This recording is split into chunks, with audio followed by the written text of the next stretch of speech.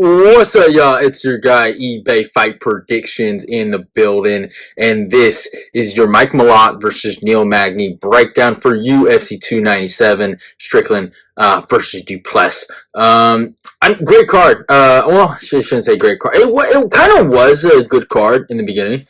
Now it's kind of we've lost some fights. We lost. Marab, I think, and Cejudo were supposed to fight on the card. Obviously, we lost to Poirier and Volk, but they kind of just got moved. But those two fights got moved. We lost Rakic versus Jan Blachowicz.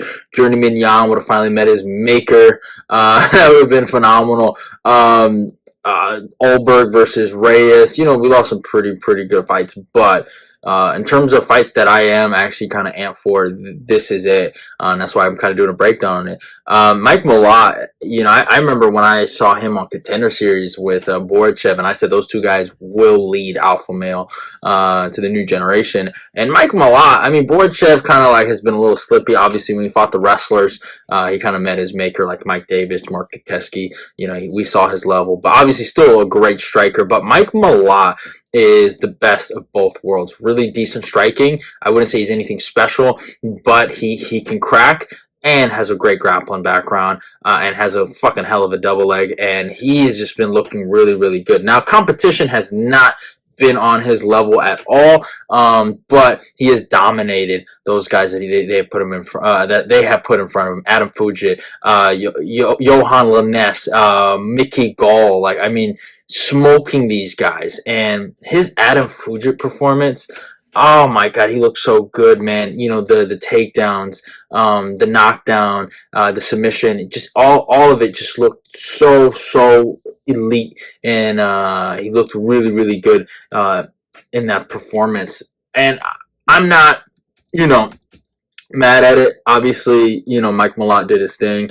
Obviously Adam Fujit is I think he's like a 1-1, I think, or is he like 1-2 in the UFC? So nothing necessarily special, but I mean both guys Canadian guys, and Mike Malott showed out. So I think he kind of does this to Magny, and I think he might show out against Magny. Never know, but that's kind of the direction I'm feeling that this fight's going to look like. Magny, on the other hand, we know who Magny is. He's the veteran of veterans. He is the workhorse fighter out of all the tall Haitians that are that are out there in the world. But the thing with Magny, here's the thing. He is a lot older than he used to be, and you know what?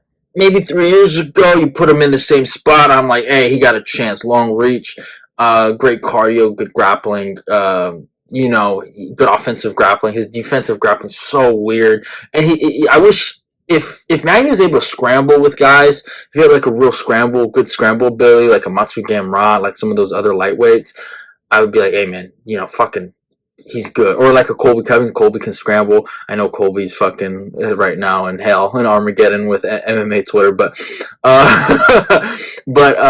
again, if he could scramble, I would love him in this spot. But the problem is Magny is more of a top guy than anything. He sucks off his back, and he's just not good offensively, and he has horrible get-ups. If he's on his back, he's on his back, and it's just one of those weird things. Now, he is the more experienced guy coming into this matchup, but we saw against Ian Gary, he got his legs fucking destroyed. He got humiliated in that fight, and he got outclassed. He fought the better striker, and he just couldn't impose his grappling will on Ian, and we saw what happened. Even though Ian's a clown, he just was better than Magny. And Magny kind of, I don't know, did he show his age? You don't know, but it's just one of those weird situations where I got to start doubting him now. And it's just horrible. And obviously, let me talk about the tail of the tape. Obviously, Magny is still ranked in the welterweight division, 28-11. So a lot of fucking fights. Really experienced guy. He's fighting out of Colorado, age 36. That's a big number right there. And we're going to talk about that. Height of 6'3", tall guy, and a reach of 80. So long arms, obviously. Mike Malott, 10-1. Fights out of Sacramento, California, not too far from your boy eBay, age 32 in his prime. I had a 6-1 and a reach of 73. So obviously, Magny's coming in with the 7-inch reach advantage. Magny knows how to use his jab, and and here's the thing, like when I talk about the age of Magny, I'm not trying to diss him at all. I'm not trying to be like, oh, you're old, but we've seen it over and over again. When you hit that number 36 or 35 now, like I even have to look at it like, it's just not. It's not something you want to be in the fight game, especially at the lighter weights. From 170 and down, it's just not a good number to be, in my opinion. Now, do I want to doubt him and his mental fortitude? And maybe Magny's been working and he's been working around the age and just constantly getting better. I would give him a solid chance, but I just do not see that. I see a decline in his grappling IQ. Like, he makes some really dumb decisions. Like, in the Shavkat fight, he took himself down. I'm sorry. Like, that was retarded. I never forget that. That was just stupidity at its finest. And I don't know, man. Obviously, he's fighting some really, really good guys, and Mike Malott's one of those good guys. And, his last one against Phil Rowe, he was able to outclinch him. He was able to outclinch him, and that's really what happened in that fight, and able to control him in the clinch. But that's it. His last good performance against Dan Rodriguez, I give him a lot of credit for that. But D-Rod ain't shit, bro. D-Rod ain't shit. So I just don't think Neil Magny is going to have a lot of success in this matchup. I think Mike Malott will take him down. In the striking exchange, it should be interesting to see how Mike Malott tries to overcome the reach disadvantage, but it's not like Neil Magny has some sensational jab or is some sensational striker. And it would be cool to see if this fight gets late, because Magny's one thing he hasn't lost is his cardio. So obviously, the endurance and the gas should be interesting to see from Mike Malott. But I just don't think Mike's going to get tested there, honestly. I think Mike actually finishes him with the quickness.